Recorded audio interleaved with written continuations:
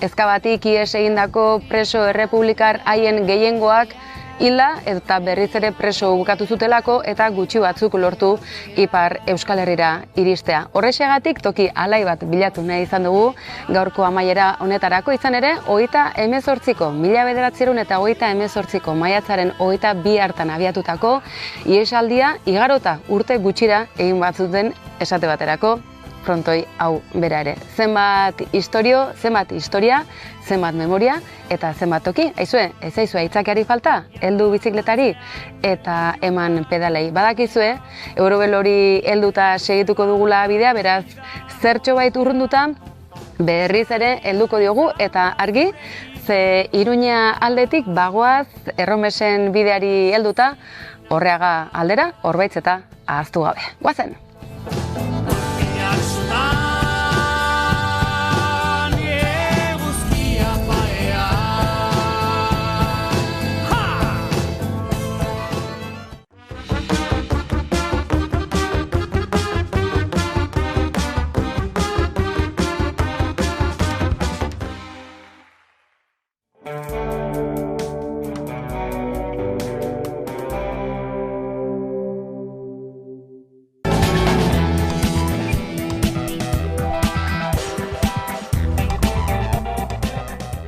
Donostiako udalak Mikel Zabaltzaren omenezko plaka bat jarriko du larunbat honetan azaroak 30 Guardia Zibilaren Intxaurrondoko kuartelaren parean. Guardia Zibilak gaurko egunez atxilotu zuen Zabaltza 1985 Altzako bere etxean.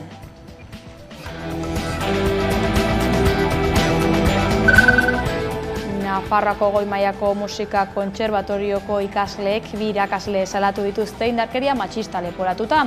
Sare sozialen bidez jazartzea eta sexu proposamenak egitea leporatu diote bati.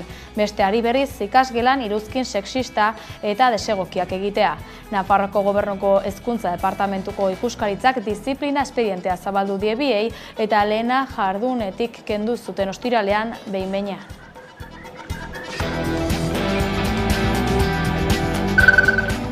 Iruñeko euskalgintzak abenduaren 11an arratsaldeko 5:00 Iruñean mobilizatzera deitu du. Kolektiboak argitu duenez, Iruñeko 19 haur eskoletatik euskarazko murgiltze ereduko bakarra dago. Alderdi politikoei hitzetatik ekintzetara pasatzea eskatu die kolektiboak.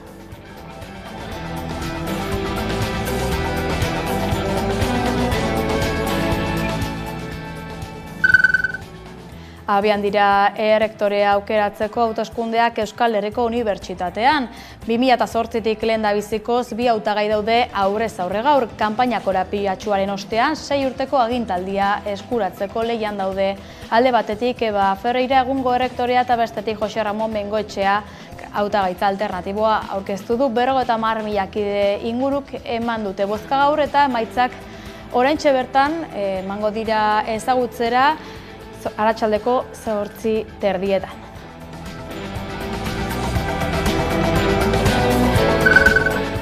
Nazioartean, Israelgo gobernuak Hezbollah talde xiitarekin su-eten akordioa egitea onartu du gaur arratsaldean Libanoko eta Israelgo hedabideek baieztatu dutenez. Segurtasun kabinetea, Israelgo ministro nagusiak eta segurtasun eta inteligentzia buruziak biltzen dituena Tel Aviven batzartu da arratsaldean akordioa onartzeko. Akordio horrek Gazako egoera ez du aipatzen eta beraz Israelgo armadak etengabe erasotzen jarraitzen du zerrendan. Benjamin Netanyahu, Israelgo lehen ministroak dagoeneko hartarazi du Israelek ekintza askatasuna mantenduko duela Hezbollahak akordioa urratzen badu.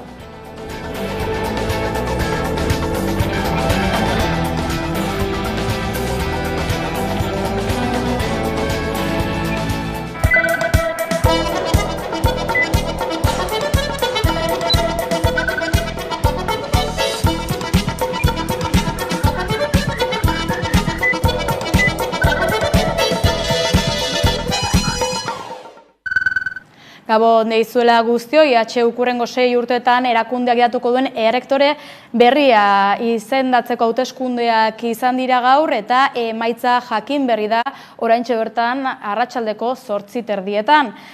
Euskal Herriko Unibertsitateko hauteskundeak Jose Ramon Bengoetxeak irabazi ditu oraingo honetan. urrengo 6 urteetarako Euskal Herriko Unibertsitateko errektore aukeratuko dute unibertsitateko 50.590 kidek. Tartean daude irakasleak, ikasleak, eta kudeaketa eta administrazio eta zerbitzuetako teknikariak. 16 urtean lehenengo aldiz, 2 hautagaien artean bozkatu beharko dute, Eba Ferreira egungo errektorea eta Jose Ramon Bengoetxea zuzenbidearen filosofiaren katedraduna dira hautagaiak eta hauteskunde kanpaina gora beratxoaren ostean, iluntzerako espero dira behin-behineko emaitzak. Unibertsitateko komunitateak botoa emateko eskubidea modu zuzen, aske, sekretu eta aztatuan izango du, hau da, boto bakoitzaren pisua aldatu egiten da hauteslearen kolektiboaren arabera. Horiek horrela lotura iraunkorra duten irakasle doktoren botoak 50,6,25 balioko du, 8% lotura iraunkorra duten irakasle ez doktoreak eta lotura iraunkorra ez duten irakasle eta ikertzaienak, bestelako irakasle eta ikertzaienak 1,1,49. Ikasleen botoak 1,22 pasatxo balioko du, eta azkenik, kudeaketa eta administrazio eta zerbitzuetako teknikarienak 1,10. Oso egun garrantzitsua da, unibertsitate komunitatearen txat, 6 urtei begira, etorkizunari begira, erabaki behar ditugu, nor, nola eta zer erabakiko ditugu, lidergoa, programa eta lantaldea, ez da? Zentzu horretan parte hartzea funtsezkoa da, oso garrantzitsua da. Goizeko 9:00 zabaldu dituzte hauteslekuak eta arratsaldeko 6 arte zabalik egongo dira eta aurreikuspenen arabera iluntzeko 8:30 Bizkaiaretoko Michelena gelan Euskal Herriko Unibertsitateko idazkari nagusi Aitor Zuribendik hauteskunde batzordeko idazkari gisa errektorearen hautaketaren behin-behineko emaitzak emango ditu jendaurreko agerraldian. Errektore hautatuak unibertsitateko autoritate akademiko gorena hartuko du bere gain eta datozen 6 urteetan Euskal Erakunde Publikoaren kudeaketan eta zuzendaritzan funtsezko zeregina izango du.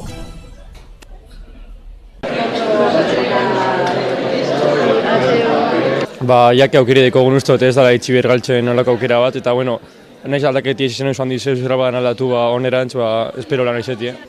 Bueno, nik uste parte hartu behar dugula eta daude gure esparruko gaiak erabakitzeko eta horregaitik parte hartu behar dugulako. Irakurri da gero apurrete egia esan ez dugu irakurri sakon-sako, baina apurrete generalean irakurri ostean, pentsatu dugu kandidato batek gure onerako proposamena deko zela da horregaitik.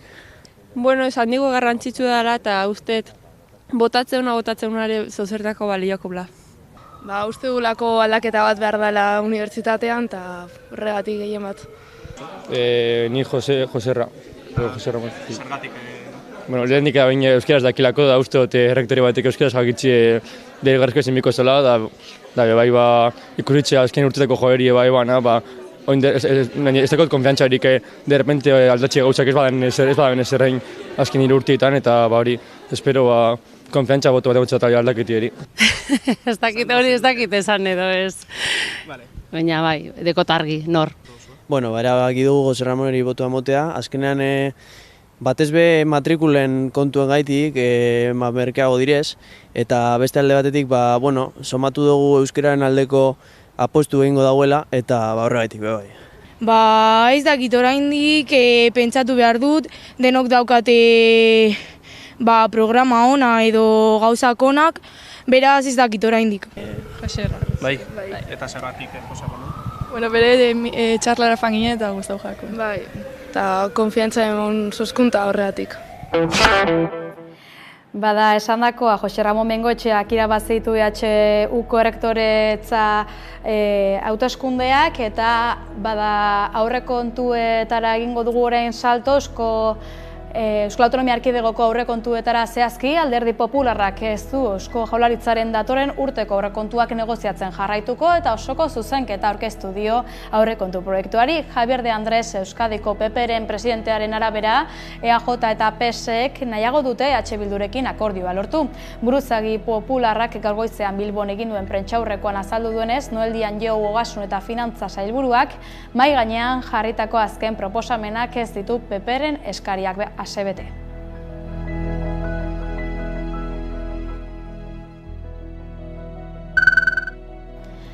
Ildo beretik, EH Bilduk etxebizitza politika proaktiboa aurrera eramatea eta lanbide arteko gutxieneko soldata propioa izatea eskatuko dio Eusko Jaurlaritzari 2025erako aurrekontuak babestearen truke. Peio Txandiano EH Bilduren bozera maiatan Nerea Kortajarena eta Oiana Etxebarreta legebiltzarkideak Noeldian Jo Ogasun eta Finantza sailburuarekin elkartu ziren atzo aurrekontuen inguruko negoziazioekin jarraitzeko. Koalizio Sobiranistako arbidez jakinarazi duenez, orain hobetzen saiatuko den proposamen berria helarazi zien EAJ eta PS buru dituen gobernuak. Zehazki etxebizitza politika proaktibo eta lanbide arteko gutxieneko soldata propio baterako akordio politikoa jarriko ditu mahai gainean EH Bilduk.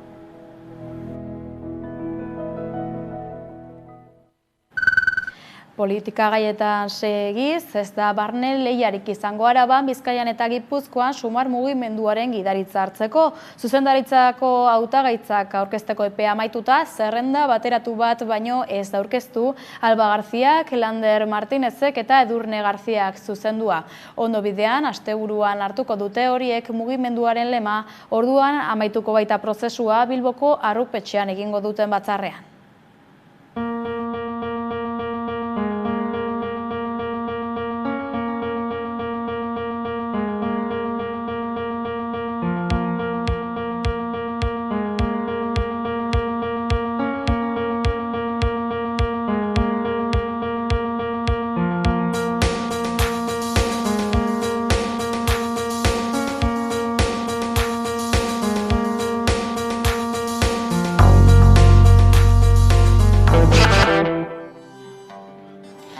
Donostiako udalak Mikel Zabaltza oroituko duen plaka jarriko du larunbat honetan Intxaurrondo auzoko Baratzategi kalean. Espainiako Guardia Zibilak duelago eta 19 urte atxilotu ondoren eraman zuen kuartelaren alboan egongo da plaka hori. Eneko Goi alkatea buru dela, udal ordezkaritza bat egongo da ekitaldian, bai eta hilik aurketu zen gaztearen senitartekoak ere. Orbaitzetan jaioa, 32 urte zituen Zabaltzak Guardia Zibilak atxilotu zuenean.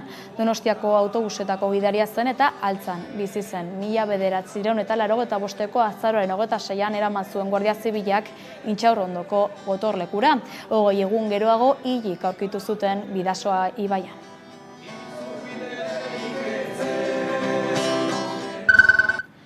Bi 2018ko maiatzean ertzaintzak atxilo hartu zuen emakume migratu bat ertzainei aurre egiteagatik etxerik gabeko pertsona bati jazartzen ari zitzaizkiola iritzita eta Getxoko komisariara eraman zuten.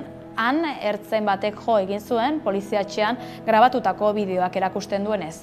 Epaiketan 6 hilabeteko zigorra ezarri zioten ertzainari. Emakumeak Espainiako Auzitegi Gorenean helegite aurkezteko asmoa zuen, baina auzia itxi egin dute prokuradoreari ahaztu zaiolako helegitea garaiz aurkeztea. Bizkaiko sos arrazakeriak elkarretaratzea egin zuen atzo Bilboko epaitegien aurrean kasu hori salatzeko.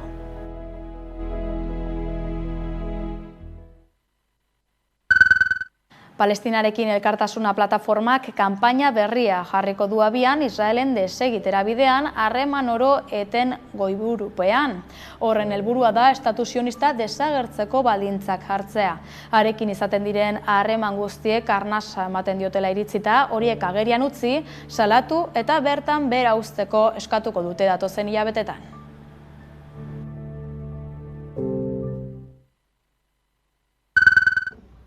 Euskalgintza alorrean, Eusko Jaurlaritzak orain dela 75 urte egin zuen aldiz Euskararen nazioarteko eguna ospatzeko deia. Orduko hura gogoratzeko ekitaldia egin dute gaur Baionako herriko etxean, Euskal Herria zatitzen duten 3 administrazioetako erakundetako ordezkariekin. Euskalgintzako egituretako kideek eta ordezkari politiko eta sozialanitzek hartu dute parte. Duela 75 urte bezala adierazpen bat aurkeztu dute etorkizunean ere euskarak. Plazan, kalean eta munduan dagokion lekua izan dezan. Esparru publikotik debekatzeko arau eta Hezkuntzan Iruñean auzo askotan euskarazko eskaintza falta dagoela salatu du berriz ere Iruñako Euskalgintza plataformak eta abenduaren 11an mobilizatzeko deia egin du. Irune Errejanok, konta iguzu. Iruñeko Euskalgintzak prentsaurreko agindu abenduaren 11an Sarasate pasalekutik abiatuko den mobilizaziora parte hartzeko dei egiteko. Iruñeko auzo guztietan euskaraz ikasteko aurreskolak egotea eskatu dute. Adierazi dutenez murgiltze eredu bakarra dago momentu honetan Iruña osoan, eta aurretik upenerekin biziren. Hitzetatik ekintzetara pasatzea eskatu dute EH Bildu, PSN, Gero Abai eta Kontigo Zurekin alderdiei.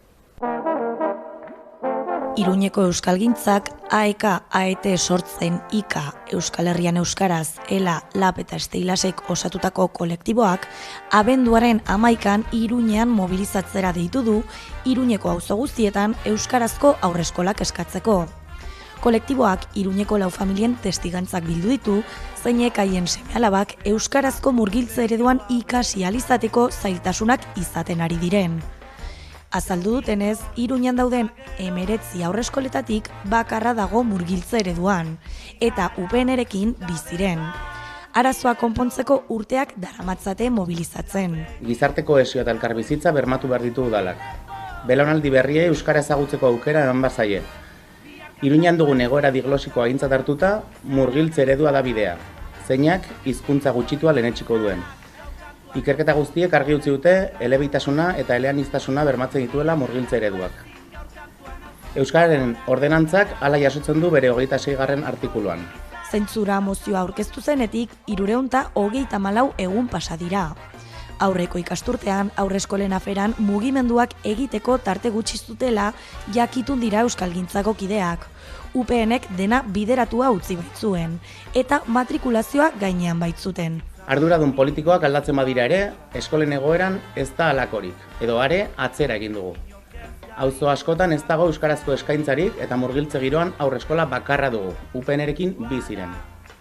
Horretaz gain, 2 adarreko 6 aurreskola sortu badira ere, ez dute euskalduntzekoa ziurtatzen. Egia da, orain urte batzuk egoera hobetu zela, baina legegintzaldi bakarra iraun zuen. Eta aurren hezkuntza ezin da aginduko duenaren nahien araberakoa izan. Horregatik, hitzetatik ekintzetara pasatzeko garaia dela adierazi dute. Hortaz, EH Bildu, PSN, Gero Abai eta Kontigo Zurekin alderdiei irtenbidea adosteko eskatu diete. Beraz, abenduaren 11an manifestazioa eginen dute arratsaldeko 5:00 aldarrikapenei aurpegiei hartzeko. Iruñean segiz Ziriak LGTBI+ udal kontseilua izango du datorren urtean.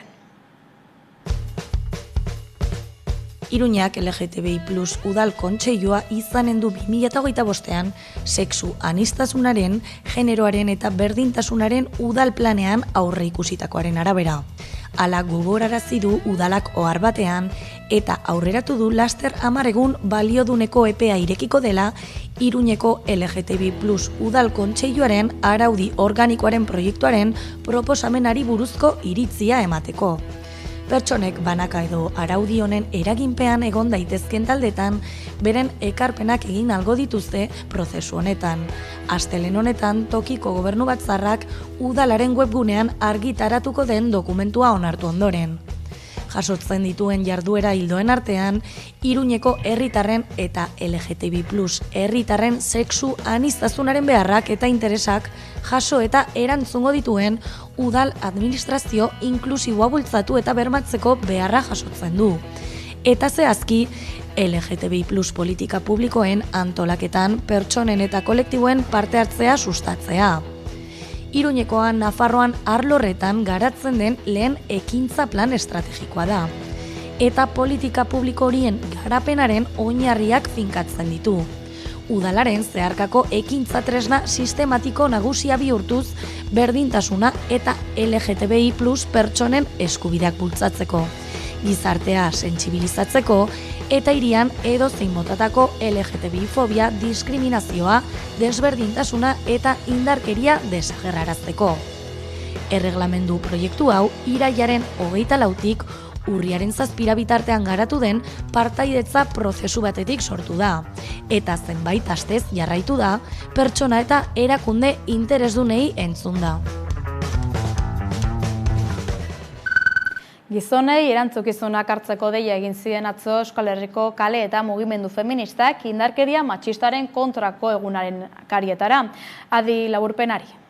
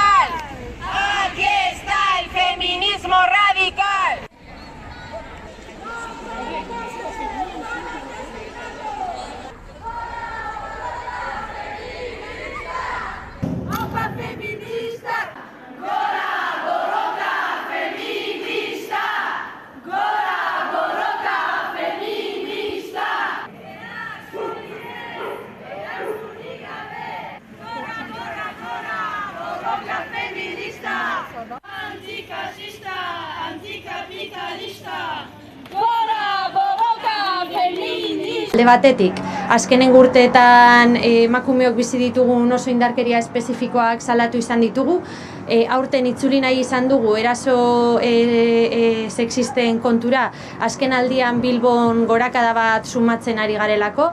Beste alde batetik, leloak argi uzten duen moduan, gizonei erantzunkizunak hartzeko eskatu nahi diegu, azkenean asko ikusten dugu gure inguruan, gizonek erasotzaileak kanpoan edo beste batzuengan identifikatzen dituztelako eta erasoak iristen badira heltzen diren puntura hori da inork ez dituelako lehenago mozten, beraz eskatu nahi dieguna da erantzunkizunak hartzeko eta haiek dauden eta guri ukatuak zaizkigun eremu horietan neurriak hartzeko euren inguruko gizonek eta eurek beraiek geratzen dituzten erasoak eteteko.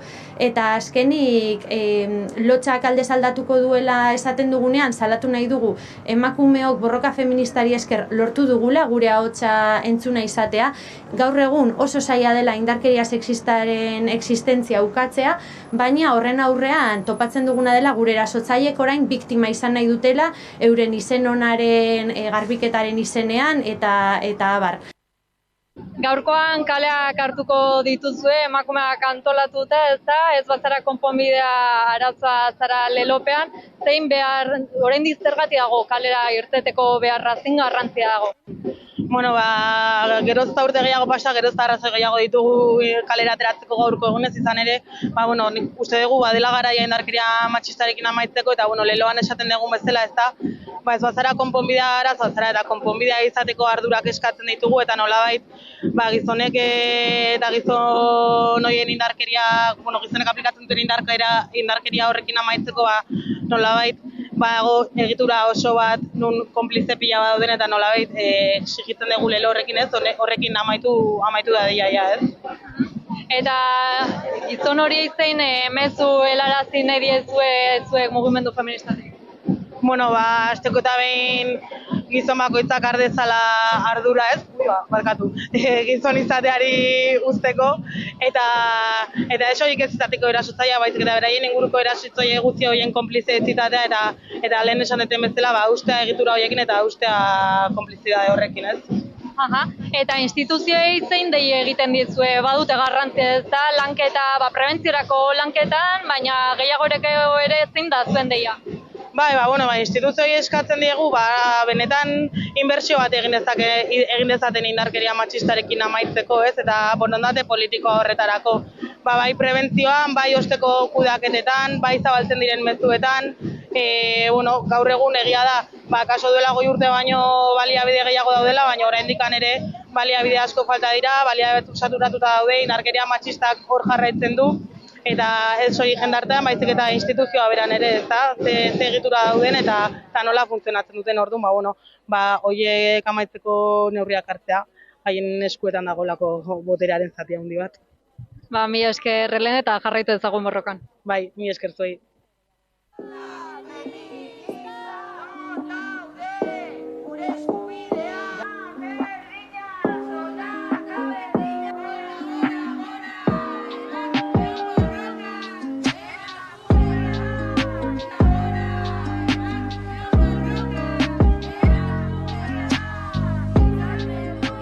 Indarkeria matxista lan eremuan eskutatzen den errealitate bat dela.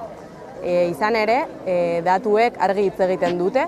Urtebetean kalkulatzen da EAEn 22.000 emakume inguruk jasaten dituztela sexu indarkeriak bere eguneroko lanpostuetan. Hau da, 5 emakumetik batek lan eremuan jasaten du indarkeria mota hau.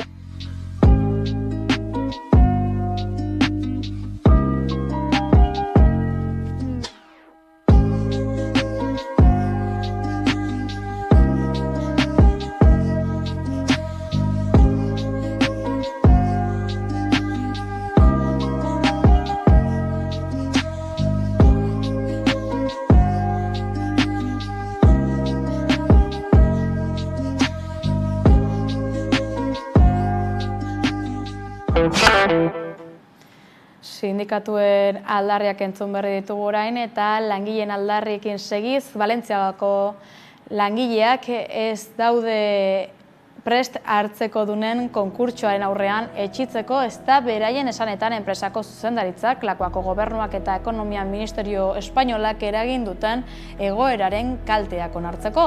Ostiralean, Zumaian egingo duten manifestazio batekin mobilizazio aldi bat hasiko dute eta era berean instituzioekin bilerak egingo dituzte aste honetan ontziolak etorkizuna izan dezan inplikatu daitezen lana badagoela ziurtatu dute finantzazioa behar dela.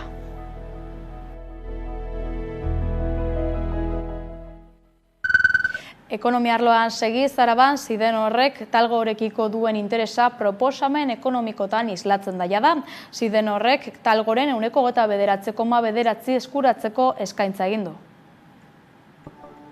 Sidenorrek Talgoren 29,9 partaidetza eskuratzeko eskaintza egin dio Trilantic funtsari joan den astean. Erosketa operazioan PESA konpainia poloniarrak ere parte har dezakela dirudi. PESAk tren makinak, eskualdeko trenak eta tranbiak ekoizten ditu, baina ez abiadura handiko ibilgailuak. Beraz, bere negozioak osagarriak izango lirateke. Enpresa honek Talgoren posizioa indartzeko gaitasun industriala izango luke. Izan ere, 4.000 milioi gorako eskaera dauka. Irailaren 24an Talgok eta PESAk akordio bat sinatu zuten Poloniako abiadura handiko trenbide sare berriaren garapenean laguntzeko aukera aztertzeko. Gauzak horrela, Sidenorrek Talgo tren ekoizlearen parte eskuratzeko aukerak inbertitzaileen eta Madrilgo eta Lakuako gobernuaren babesa jaso du. Izan ere, Espainiako ekonomia ministroak adierazi duenez, Sidenor bezalako enpresa bat Talgoren kapitalean sartzea epe luzerako konponbidea izan daiteke, eta honen akziodunei egonkortasuna eman diezaieke. Mikel Jauregi Jaurlaritzako industria sailburuak bere aldetik azpimarratu zuen Lakuak babestu egiten duela Sidenorrek Talgoren kapitalean sartzeko duen asmoa, baldin eta Euskal Herrian errotuta jarraitzen badu eta tokiko enplegua bultzatzen bada. Imanol Pradales lehendakariak ere erosketa operazioaren babesa adierazi zuen, baldin eta industria bazkide bideragarri bat agertzen zen. Barakaldoko udaleko garapen jasangarria eta ingurune naturala zaintzeko zinegotziak Oxinorte zigortzeko prozedura abiatzea onartu du. Horrela, joan den abuztutik lantegiak egiten duen zarata gogaikarriaren ondorioz, zarata legearen urrak eta larri batengatik fabrikak gauez 3 hilabete itxi beharko du. Barakaldoko udalak aste hontan hasiko du Gases Oxinorteren aurkako zehapen prozesua. Honela, enpresak gauez 3 hilabete itxita egongo da zarataren legearen arau hauste larri batengatik. Lantegiak joan den abuztutik egiten dituen zaraten ondorioz. Garapen iraunkorraren eta ingurune naturalaren arloak lantegia 11-etatik 7-etara itxita egotea eta 11.800 euroko isuna ordaintzea proposatu du. Oxinortek orain 15 egun ditu beharrezkoak ikusten dituen alegazio, agiri edo informazio guztia aurkezteko. Enpresaren ekoizpena gauez etetea izan da hain zuzen bizilagunen eskaeretako bat. Abuztuaren amaieratik zarata dela eta euren atsedena kaltetua izan dela argudiatuz. Zaratak abuztuan hasi ziren lantegiak mantentze lanak egiteko egin zuen etenaldiaren ondoren. Ekoizpenari berriro ekin ziotenean hasi ziren zaratak eta naiz eta Oxinortek lantegia akustikoki isolatzeko lanak egin dituen, Lutxanako bizilagunek lantegitik zetorren txistu etengabea pairatu behar izan dute. Barakaldoko udalak ziurtatu duenez dituen tresna juridiko eta legal guztiak erabiliko ditu arazo honi ahalik eta lasterren amaiera ematen saiatzeko. Nazioartean 10 minuturo emakume bat hiltzen du bikotekideak edo senideren batek Nazio Batuen erakundearen txosten baten arabera.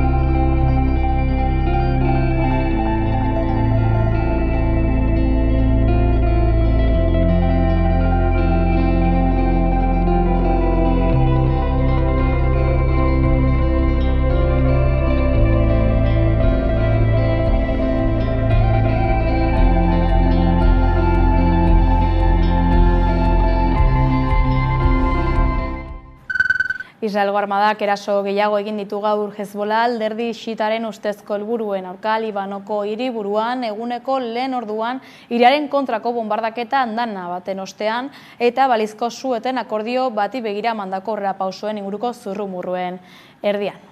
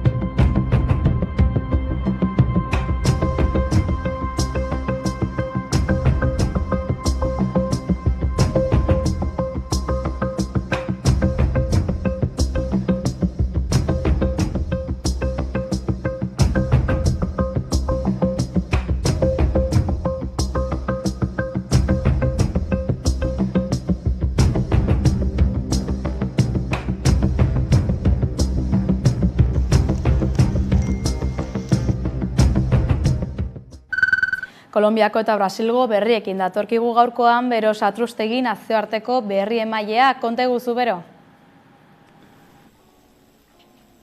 EFE agentziak Somos Defensores gobernuzkanpoko erakundeak argitaratutako datuak bildu ditu. Erakundearen arabera 2024ko lehen seihilekoan Kolonbian giza eskubideen 75 defendatzaile hil dituzte. Kezkagarria bada ere, azpimarratu dute eraso dinamikak aldatu egin direla eta 2023ko datuekin alderatuta hildakoen kopuruak behera egin duela. Gobernuz kanpoko erakundeak 2 hipotesi ditu eskuartean egoera azaltzeko. Batetik, izan liteke talde armatuek indarkeria erabili ordez kontrol soziala erabiltzera pasa direla azken urtean lurralde kontrol handiagoa lortu dutelako. Bestetik, talde armatu gehiago egoteak herritarrak isilarazten ditu eta beraz erasoen erregistroa ere urriagoa bihurtzen delako. Beherantz egin badu ere, bakea oraindik urruti dagoen helmuga da. Indarkeria kasuak herrialdeko departamentu guztietan jaso baitira. EFE agentziak Kolonbiako gaitanisten autodefentsa taldea bustitzen dituen zenbakiak jaso ditu. Talde hau da ekintza armatu gehien egin dituena. 2019an 213 herritan zuen presentzia. 2024an aldiz ia 400etan dauka. Horrekin batera azpimarratzekoa da behartutako adingabeen errekrutatzea nabarmen egin baitu gora. 2024ko lehen seihilekoan 159 kasu izan dira, erdia baino gehiago komunitate indigenetatik hartutakoak direnak. Beraz, naiz eta erailketa kasuek behera egin, herria eta lurra defendatzeko eskubidea zalantzan jartzen den puntua da. Estatuak ez baitu ez ongizatea ez da segurtasuna bermatzen ere. Brasilgo Polizia Federalak akusazio formal bat aurkeztu du Jair Bolsonaro presidente ohiaren aurka, estatu kolpe saiakera egotzita.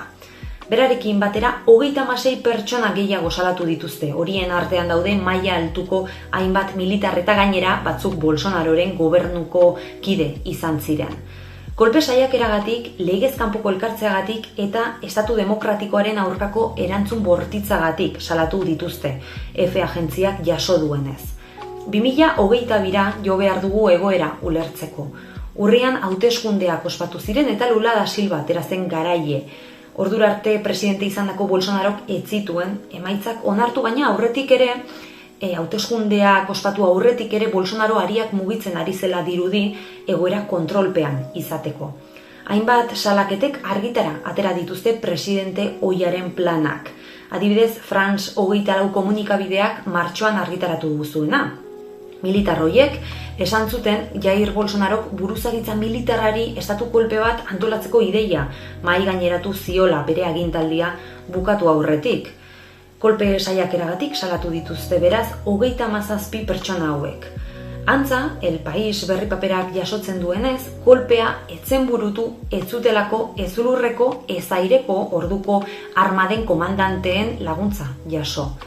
Berria iritsi da orain dela astebete poliziak 5 pertsona atxilotu zituelako Lula da Silvaren hilketa planifikatzea egotzita. El País komunikabideak argitaratutakoaren arabera, Kids Pretos taldeko kideak dira susmagarrietako batzuk, indar berezietan entrenatutako militarrak direnak, Bolsonaroren ingurukoak.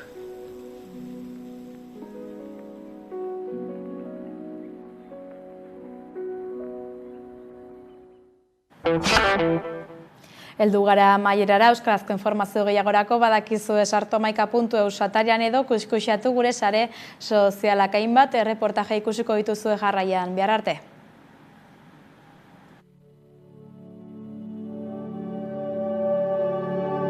Arartekoak landutako jarrera matxistak Euskadiko nerabeen eta gazten artean txostenan ondorioztatu da, aurreko belaunaldiekin alderatuta aurrera pausoak eman direla, baina kezkagarriak diren zenbait puntu ere jaso dituzte. Azterlanak erakusten du gazte gehienek aitortzen dutela emakumeen aurkako indarkeria matxista lehen mailako gizarte arazoa dela, baina sexuaren araberako aldeak oso esanguratsuak dira eta emakume gazteak gizonek baino askoz argiago dituzte. Bestalde datuek erakusten dute oro har gazteak feminismotik gertuago daudela biztanleria osoa baino, hala ere emakume gazteak askoz ere irmoagoak dira beren burua feministatza definitzerakoan gizonak, baino 2020an Araban, Bizkaian eta Gipuzkoan bizi diren emakume gazten erdiak baino zertxoa gehiagok oso feministatza dute beren burua eta hori sentitzen duten gizon gazteak 22,2 dira. Nik uste dut Arartekoak egin duen txosten honek argirak usten dula, guia gaztekin lan egiten dugunean somatzen gabiltzan tendentzia aldaketa batez. Egia dena da, gu klasean sartzen garenean beti somatzen dugula, nesken aldetikan feminismoaren eta berdintasunaren aldeko jarrerak asko ze indartsuagoak eta positiboagoak diela, gizonen aldetikan baino. Egia da, gizon asko ere bai bukatzen dela berdintasunaren eta baita ere feminismoaren alde, baina gizonen artean ere bai egia da erresistentzia gehiago topatzen ditugula. Hau esan da, ez dugu uste orokorrean gizon gazteen artean dagonikan gizon gazte gehiengo bat antifeministatzat duna bere burua. Bai egia da, gu klaseetan somatzen duguna da, daudela igual 20ko klase batean, erdi eta erdi izan da, mutiletan eskak, 2-3 gizon ekartzen dituzenak iritzi erreakzionarioak eta iritzi erreakzionarioek nolaita oinarritzeko erabiltzen dituztela internetetik jasotako hainbat eta hainbat datu, ez? Claro, datu horiek nondik datoz?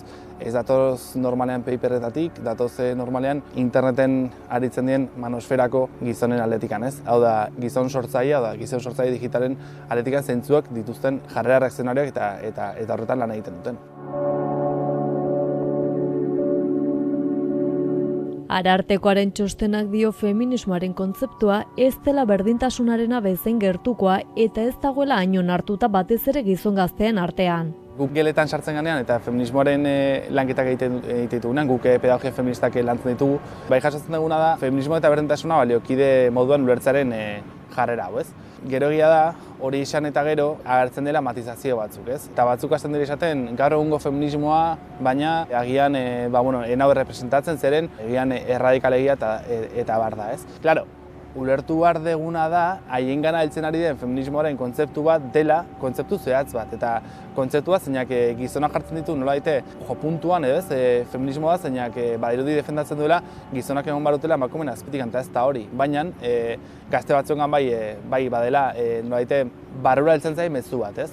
Gero orokorrean ere bai egia da feminismoaren kontzeptuaren lanketa egiten denean, emakume gazte askok eta gizon gazte askok ere bai, oso argi daukatela feminismoa ez dela gizonen kontrako kontzeptu bat, ez da mugimendu bat ere, inondik inora, baizik eta dela jendarte parekida bilatzen duen mugimendu sozial, politiko eta teoriko bat, ez? Orduan, kezkagarria da batzuk esatea feminismoak nahi dula gizonak emakumeen azpitik jartzea eta gainera erabiltzen dituzte izugarrizko datu pila bat, berdintasun legeak ditu hainbat apartado horretarako, ez? Badela diskriminazio positibo moduan irakurtzen den legeak eta bar.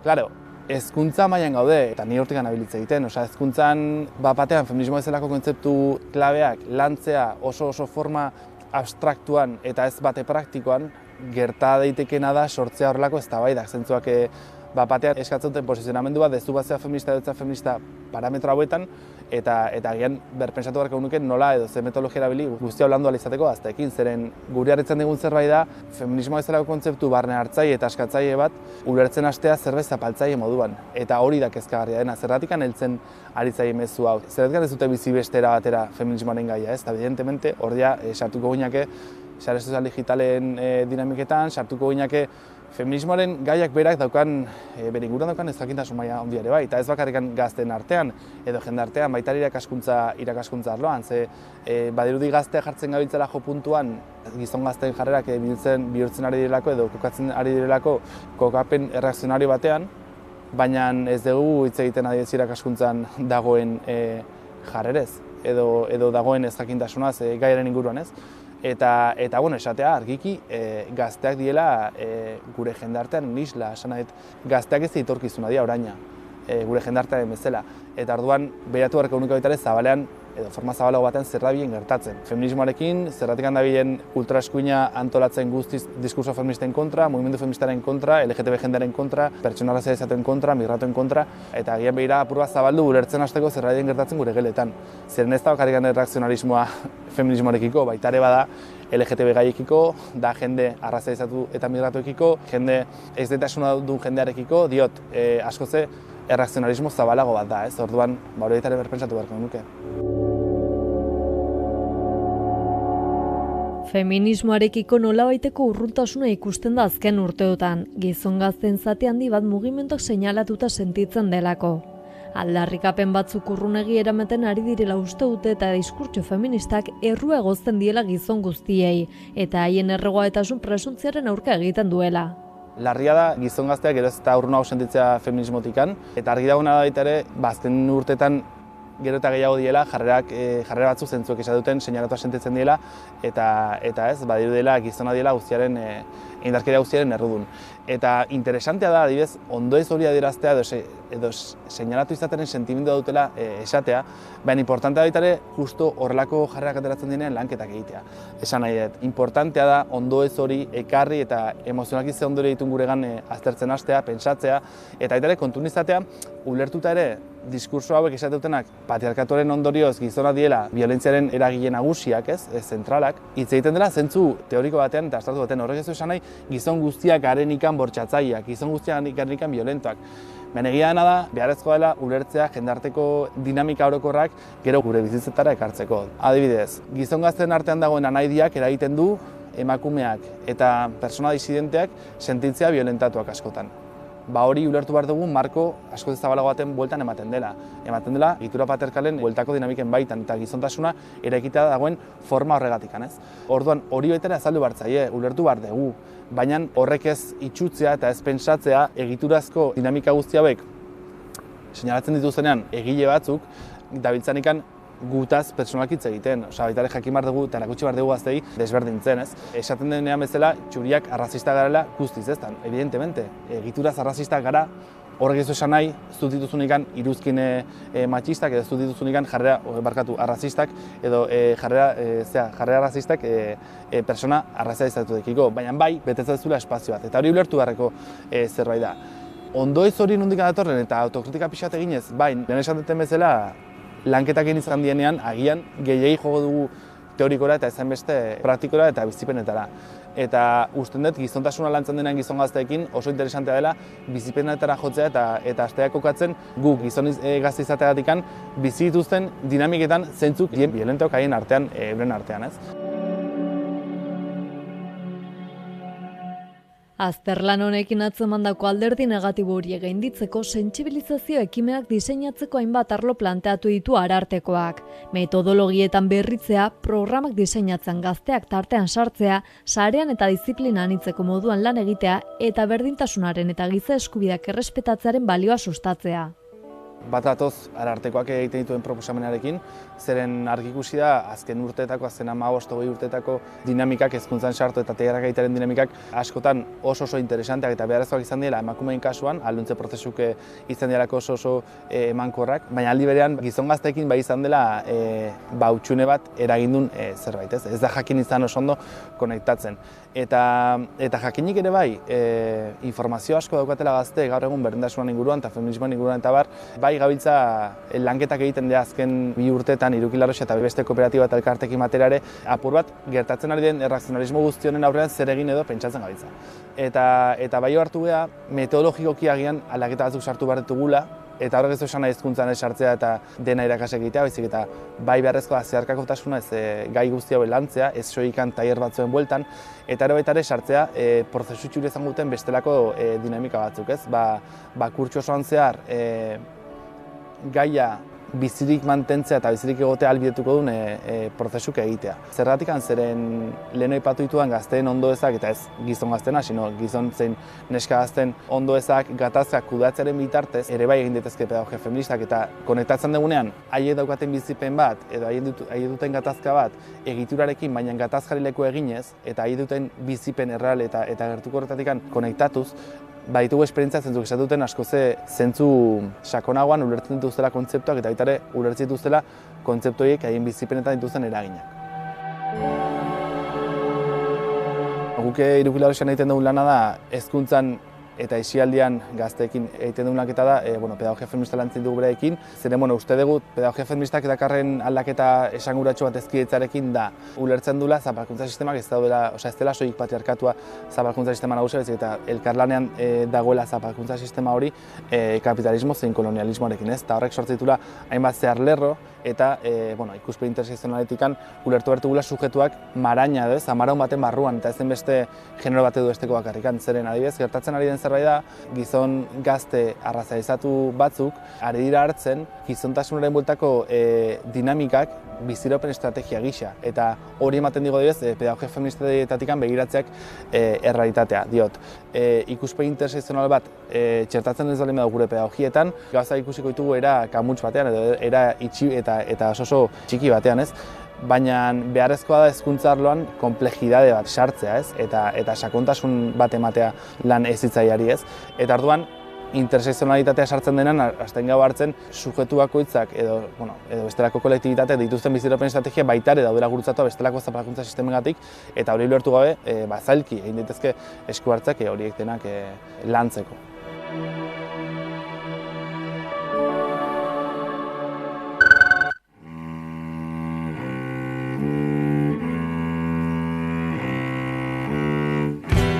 Datorren azaroaren 25ean emakumeen indarkeria sexistaren aurkako nazioarteko eguna da. Olatu feminista bizigarren honetan, munduko talde feminista ezberdinek, eragilek, erakundek eta plataformek bat egin dute egun honekin eta kalera aterako dira emakumeen eskubideak aldarrikatzeko eta indarkeria salatzeko. Testuinguru horretan, Iratxe Albarezekin hitz egiteko aukera izan dugu. Iruñeko indarkeria sexistaren kontrako plataformako kidea dena. Genero indarkeriaren biktimekiko sentsibilizazioan, prebentzioan eta laguntzan lan egiten duen erakundea.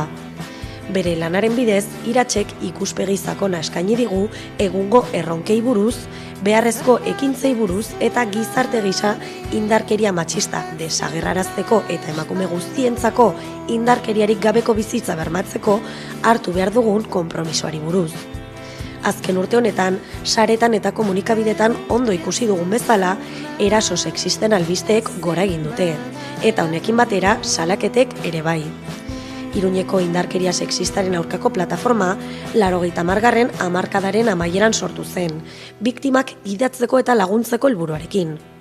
Plataformak egiten duena da, batetik, lehenengo gauza alako kasuak gutxitan etzen direla, etzen dienean galdetzea emakumei ze behar duten, eta zer nahi duten egin, eta hortik abiatuta bideratu zerbitzu publikoetara, eta gero egia da, zorionez ere, gero eta eragile gehiago, gure eskualerrean gero eta eragile gehiago protokolo espezifikoak dituztela indarkeria sexistari aurri egiteko, eta batzutan horrela eskatzen baldin badute eta posibilitatea baldin badago, bai erasotzaileak, bai erasotua izan den emakumea, eragile horietako edo komunitate hauetako partea baldin bada, protokolo horiek aktibatzea eskatzen baldin badu, gu lan hori edo bitartekaritza lan horiek egiten saiatzen gara, baina hori da beti emakumearen aukera. Espainiako gobernuaren Nafarroako ordezkaritzak eman dituen azken datuak analizatu ditu Iratxek. Indarkeria matxistagatik jarritako salaketak 23% igo dira. Datuen gorakadak batetik esaten digu, bai erasoak gaudela eta hori kontutan hartzeko zerbait da, baina baita ere gauzak ongi egiten ari dela emakumeak animatzen dira. Salaketak jartzea, ze gainera datu horiek datu ofizialak dira, ez? Eta ezin dugu ahaztu emakumeen kontrako indarkeria badela zifra beltze gehien daukan delitua, hau da, gertatzen diren guzti horietatik gutxien salatzen dena. Orduan, datu horiek naiz eta ahultuak izan, azpitik dauena askoz handiagoa da. Orduan, gero eta salaketa gehiago zentzu horretan, esan nahi dut, emakumeok ere ulertzen dutela edo ikusten dutela ongi hartutak izango direla prozesu horietan. Honen aurrean, instituzioek eta politikoek duten eginkizuna azpimarratu du. Emakumeen kontrako indarkeria unibertsala eta estrukturala da, eta estrukturala den heinean instituzioek zeregina dute, eta ez dute zeregina bakarrik emakumei zuzendutako edo berdintasun zailetan egindako lanetan bakarrik. Lan hau guztiz transversala izan behar da, eta hor politikariek ardura dute eta egin behar dute. Gure kontrako indarkeria ez da bakarrik indarkeria sexuala edo ez da bakarrik bikotean gertatzen den indarkeria, ez da bakarrik indarkeri fisikoa. Indarkeri mota asko daude eta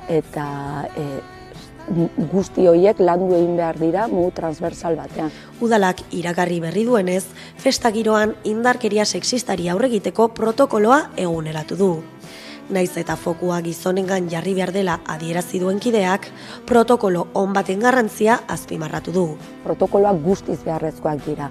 Arazoa da zenolako protokoloak egiten ditugun eta zertarako, ez? Eta egon da protokoloen olatu bat edo moda bat, batez ere nik uste San Ferminetan bizi izan genuenatik aurrera, eta horrekin ere kontu zibi beharra. Protokoloak funtzionatzen dute, baldin eta lanketa on bat egiten den.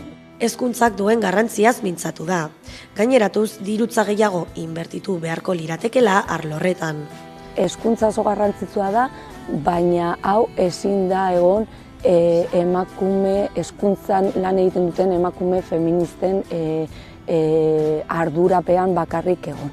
Hau zerbait estrukturalizan behar da eta ezin da ni irakaslea naizenez eta oso feminista naizenez saiatuko naiz hau aurrera ematen. Ez da haien bete beharra, instituzionalizatu behar da hori eta programa serio bat egin eta errekurtsoak jarri, batzutan ez bakarrik hezkuntzan legeetan ere oso lege ponposo eta onak egiten dituzte, baina baliabide ekonomikorik gabe ezin ditugu aurrera eraman. Erasotzaileak monstruak direla, pertsona ez ezagunak direla eta erasoak gauez izaten direla entzutera ohituta gauden arren, erasoak jasaten dituzten emakume gehienak gertuko pertsonetatik direla argi utzi du Alvarezek. Gehien gertatzen dena eta gure gana zuzentzen diren emakumeak normalean erasoa konfiantzazko esparru batean izan da, ezagutzen duten gizon batengan eta horiek dira normalan ematen diren erasoak eta horiek ere dira zaienak bai kudeatzeko, bai ulertzeko, batzutan ere emakumearentzat ere oso zaila da onartzea hori eraso bat izan dela.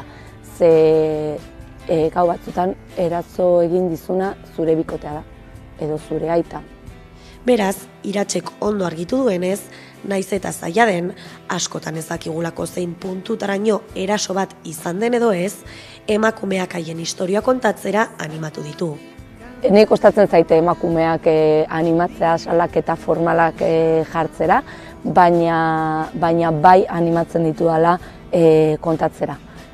Oso garrantzitsua da gure barnean ez geratzea hori kontatzea eta hastea prozesu horretan. Eta salaketarena gutxiengo gauza bat da. Salaketak inportanteak dira datuak izateko, baina ez errekuperazio hori emateko. Beraz, egoera horrela dela, aurtengo azaroaren 25ean manifestazioa deitu dute Iruñean arratsaldeko 8etan, aurten gizonengan fokua jarriz. Aurten fokua gizonengan jarri nahi izan dugu, ez? Eta Frantziako auzia gertatuta gero, batetik esatea eta ozen esatea guk ez dugula lotxarik izan behar. Hemendik aurrera lotxa pesatu behar dutenak erasotzen duten horiek izan behar direla. Nik uste dut hor, eta gero ere, gizonek askotan halako gauzak ateatzen dienean edo guk hitz egiten dugunean beti haien eskusa edo beti izaten da, baina gizon guztiak ez, gizon guztiak bai. Esan nahi dut, gizon guztiak ez dira erasotzaileak, baina erasotzaile guztiak gizonak dira.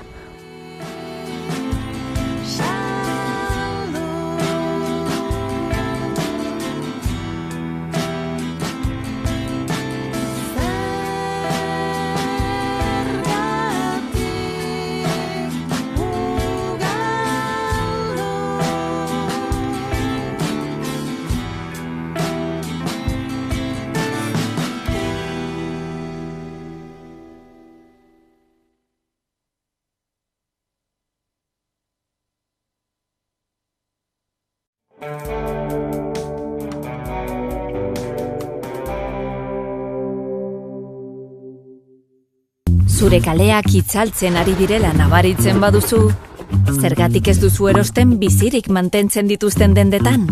Zure komunitateak aurrera egiten jarraitzea nahi baduzu, zergatik ez duzu erosten zure herriko dendetan?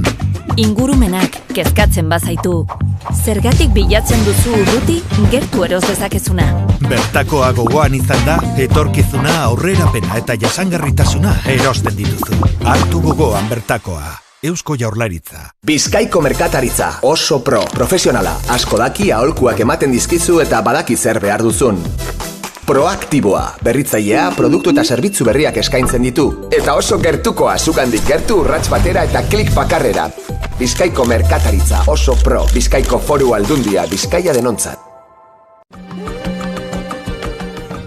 Zukume hori 7 hilabete zen eman duzu eta maitatu duzu. amestu duzu, sentitu duzu, orduan ikusi nahi duzu. Eta familia guztiak maite zuen, ez ni bakarri familia guztiak. Nik hemendik esan nahi nuke garrantzitsua, emakumeok ez dugu inungo errurik. Guk nahi dugun gauza bakarra da, ume horiek babestu eta ume horiek bizirek ekarri. Baina errua ez da guria. Eski hori garbi eta garbi daukat.